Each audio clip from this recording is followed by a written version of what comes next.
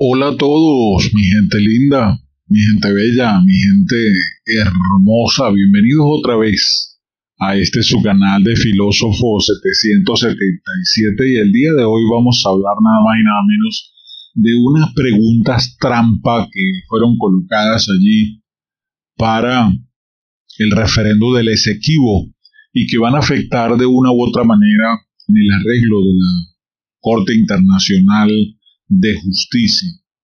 Se hizo el análisis de varios abogados internacionalistas que analizaron, valga la redundancia, las 5 preguntas y dicen que estas 5 preguntas, sobre todo unas más que otras, van a generar controversia allí en la Corte Internacional de Justicia. La fecha fue fijada, 3 de diciembre de 2023.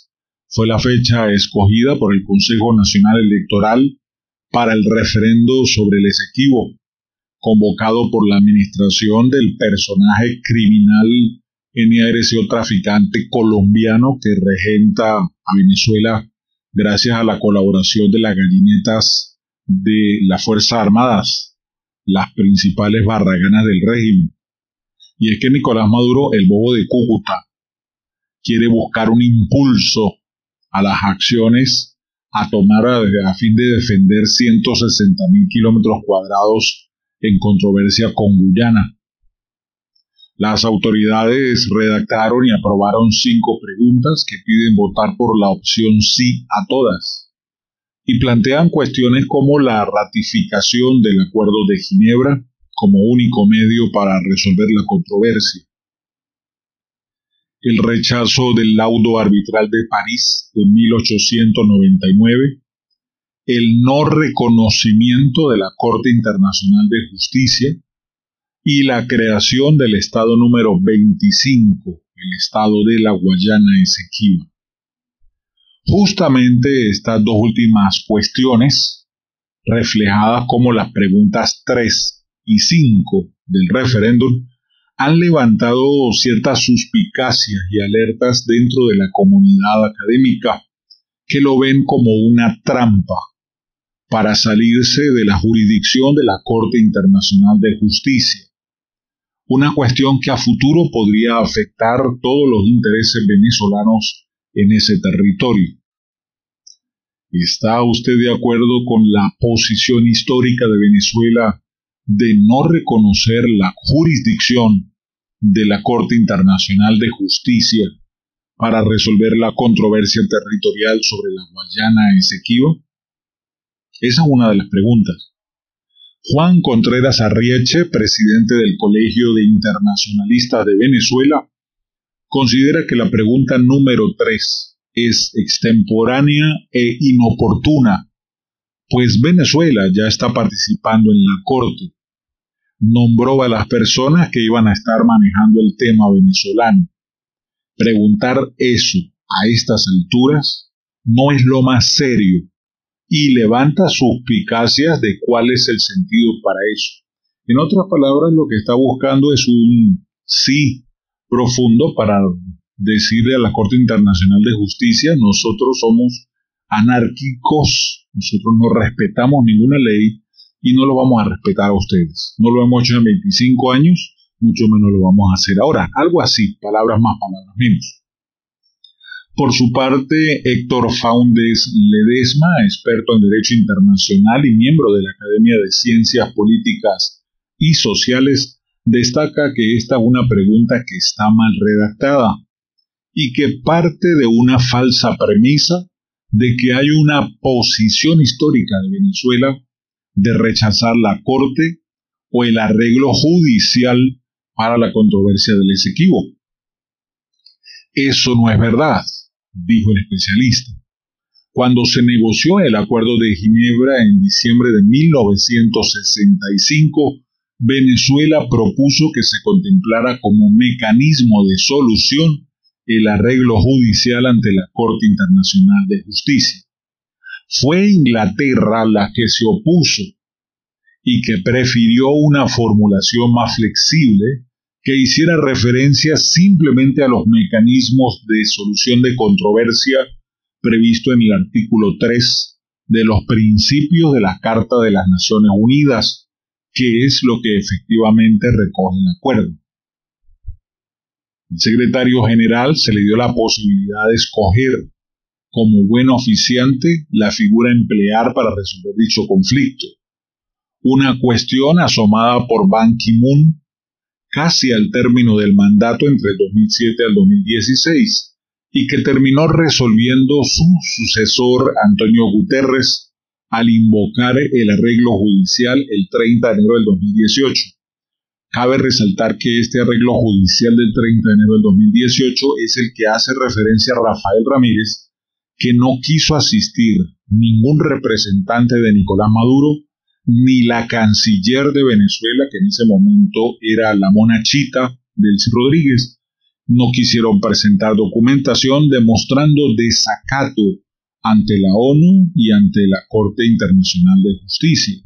El objetivo de Guterres en esa reunión del 30 de enero era hacer entender al gobierno usurpador y criminal que regenta Venezuela que era importante respetar a la Corte, seguir los lineamientos. Si algo no le gustaba, pues poder apelar, pero era necesario seguir la ruta pacífica.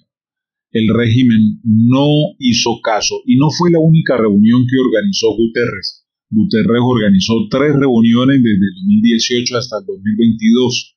A ninguna de las 3 quiso ir ni Maduro, ni Delcy, ni mandar abogados, ni representación, ni entregar documentos, ni nada. O sea, siempre se presentó fue Guyana, pero Venezuela nunca estuvo en esas audiencias programadas por Antonio Guterres.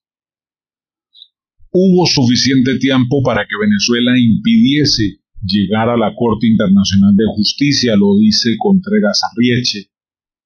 Se pasó de una situación donde había un buen oficiante directo a la Corte y había otros mecanismos intermedios que podían haber sido utilizados, pero no se hizo lo que se debía hacer, y fue cuando decidimos entrar en la Corte, que siempre fue la pretensión de Guyana, señala el internacionalista. Faúndez Ledesma también recuerda que cuando el Acuerdo de Ginebra fue llevado al Congreso venezolano para su ratificación, el entonces canciller Ignacio Iribarren Borges, de 1964 a 1969, advirtió expresamente que el asunto podría terminar en la Corte. En ese entonces tampoco hicieron nada. Además menciona que existe la figura del forum prorogatum, que en el derecho internacional público no es otro más que la aceptación implícita de la competencia de la Corte Internacional de Justicia mediante la realización de actos procesales de participación en el procedimiento de los que se deduce el consentimiento.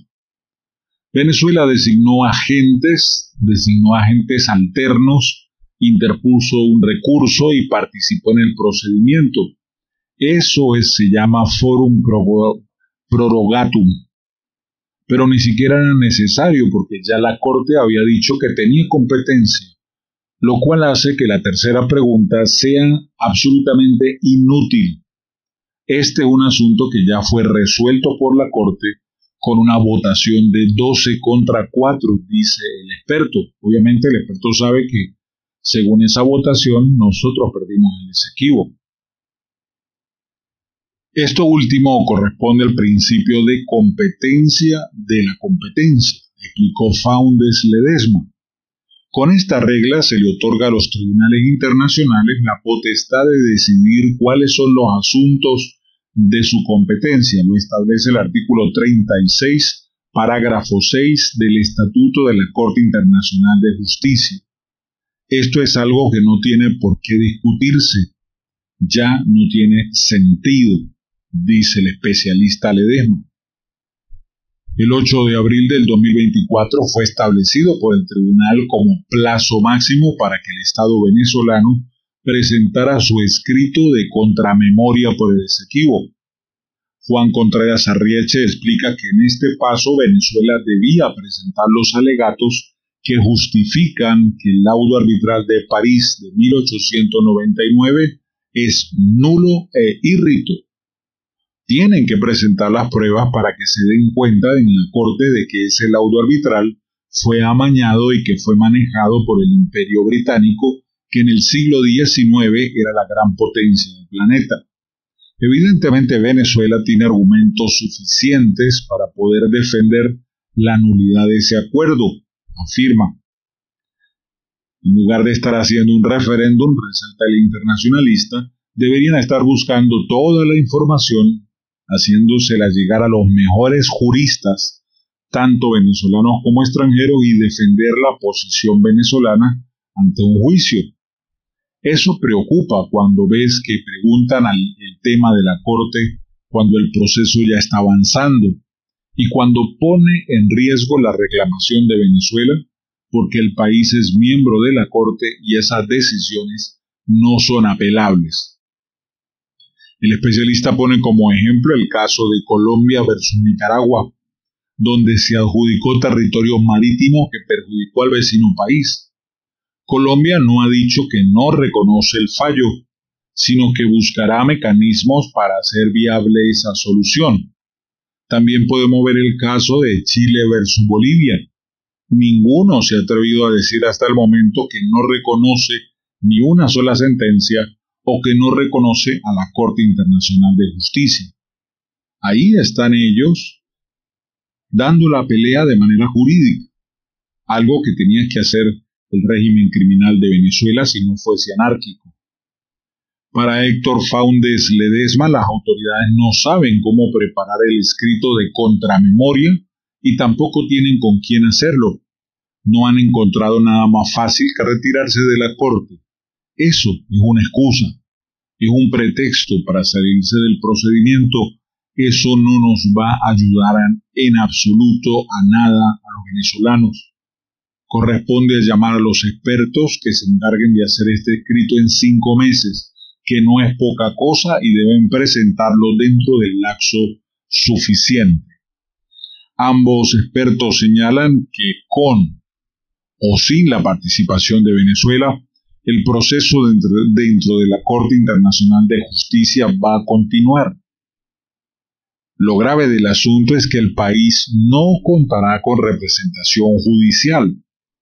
Y eso es algo realmente preocupante, porque se está pensando en desconocer a una corte. El juicio va a seguir y habrá una decisión que afectará o no a los intereses de Venezuela, pero es mucho más conveniente estar o alegar que no estar, y dejar que el otro arguya él solo, así lo afirma Juan Contreras Arrieche.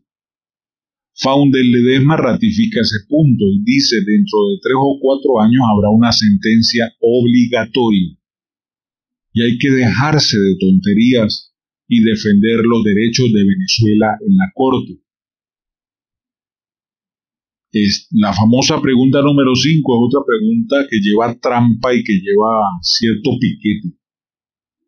¿Está usted de acuerdo con la creación del Estado Guyana Esequiba y que se desarrolle un plan acelerado para la atención integrada a la población actual y futura de este territorio, que incluya, entre otros, el otorgamiento de la ciudadanía y cédula de identidad venezolana, conforme al Acuerdo de Ginebra y al derecho internacional, incorporando en consecuencia dicho Estado en el mapa del territorio venezolano?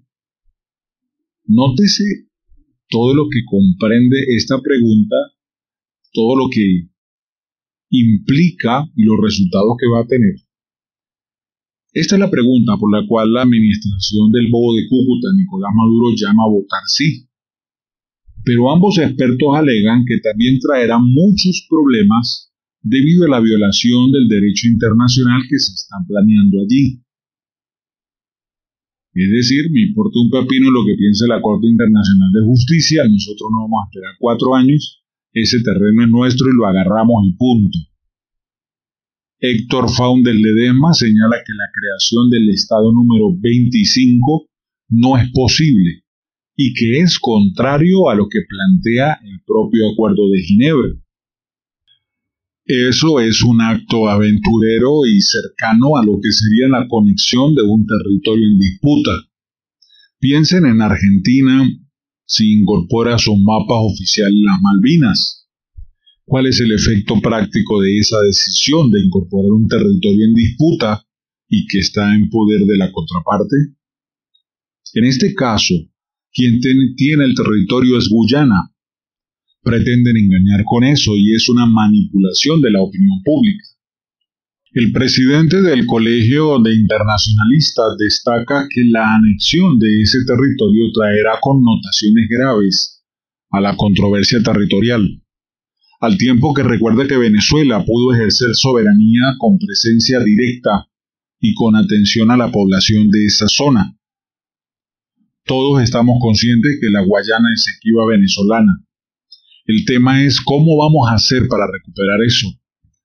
¿Y por qué no se adelantó desde hace mucho tiempo la cedulación, las ayudas económicas, las ayudas sanitarias a los guyaneses en la frontera? Esta ha sido gente muy maltratada por el gobierno guyanés, que no tiene la capacidad de darle educación, seguridad ni salud a la población del Esequibo, dice Contreras Arriech. Resalta al igual que Faundes Ledesma que debido al proceso que se generó con ExxonMobil por la exploración y la explotación en la zona marítima por el petróleo en esa zona, la situación es distinta, sobre todo para Guyana, que ahora están viendo a los allí habitantes de esa zona como personas que pueden representar también un peligro tanto para los guyaneses como para nosotros. Hay que tener una estrategia para recuperar el territorio esequibo y se debe trabajar en cómo enfrentar esta situación para no salir perjudicados dentro de la reclamación del Esequibo, dice el internacionalista. Contreras Arrieche comenta que el Colegio de Internacionalistas no ha sido consultado hasta ahora sobre ese tema. Sí conoce algunos acercamientos de la administración de Maduro hacia la Academia Nacional de Historia y Ciencias Políticas, pero las continuas recomendaciones de esta instancia no ha sido tomada en cuenta nunca por Nicolás Maduro para la reclamación. Veremos ahora cómo es la actitud, dice el experto. Hemos planteado siempre esta situación del Esequibo debe ser manejada como un asunto de Estado donde se involucren todas las instituciones. Pero una cosa es la que se dice y otra es la que se hace con este gobierno. Para lo que está sirviendo el referendo, afirma Faundes Ledesma, es para terminar de sepultar definitivamente la reclamación venezolana, para ponerle fin a una justa reclamación venezolana y dejar sentado que el único responsable de esta calamidad es el régimen de Nicolás Maduro. Es durante este mandato que eso se está perdiendo. Ahora, opino yo lo siguiente. Este referendo, estas 5 preguntas, van a traernos muchos problemas. Y estos problemas, buscados a propósito por el régimen, va a permitir que ellos se mantengan más en el poder. Porque el objetivo de este referéndum, donde quieren obligar a todo el mundo a que salga a votar sí o sí, es que ellos desean crear un estado de excepción o de sitio con la orden de crear el estado número 25. Con cedular a la fuerza los esequibanos que viven allí, que son 125,000 aproximadamente. Al imponerse un terreno que prácticamente ha estado siendo manejado por Guyana gracias a los gobiernos anteriores, entre esos Hugo Chávez, que era muy amigo de los presidentes anteriores de Guyana. Ahora venir a sacarlos de algo que ellos ya consideran suyo va a tener muchos problemas. Significa un estado de excepción, suspensión de garantías y obviamente suspensión de elecciones. Si el estado de excepción dura 2 o 3 años, no habrán elecciones en Venezuela en el 2024 hasta que no termine el estado de excepción o de sitio. Y eso puede durar 2, 3, 5, 10 años, porque los estados de excepción se renuevan automáticamente con la aprobación o de la Asamblea Nacional o del Tribunal Supremo de Justicia. así lográramos cambiar en algún momento la Asamblea Nacional, el Tribunal Supremo de Justicia no cambiará. No cambiará.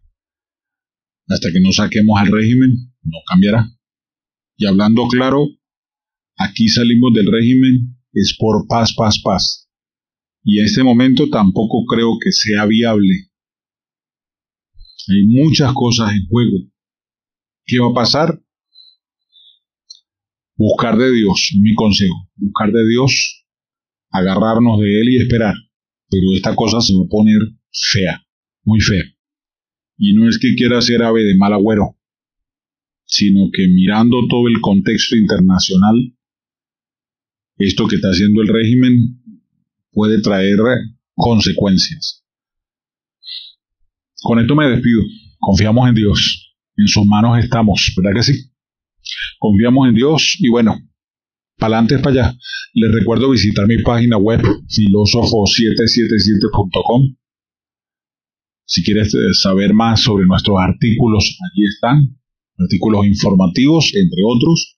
Y quiero invitarte, si quieres hacer algún curso para ganar dinero y tener dinero en diciembre, en autodidactamillonarios.com tengo la opción para ti. Visita la página de Autodidactas. Si estás en Venezuela, Cuba o Nicaragua, tienes que seguir el paso a paso del video que está allí. Ok, me despido. Hasta la próxima. Bendiciones. Abrazo, rompe costillas. Se te quiere mucho.